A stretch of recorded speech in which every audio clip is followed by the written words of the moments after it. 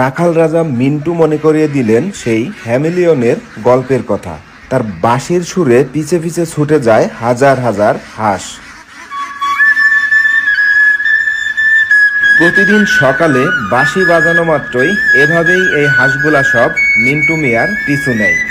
আর এভাবে বাঁশি বাজাইতে বাজাইতে চলে যায় এক বিল থেকে আরেক বিলে এই হাঁসগুলাকে খাবার খাওয়ানোর উদ্দেশ্যে।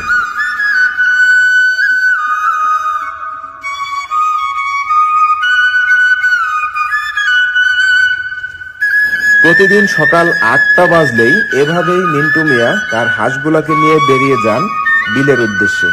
বাড়ি থেকে প্রায় ২ কিলোমিটার দূরে এই হাঁসগুলাকে নিয়ে খাবার খাওয়ান।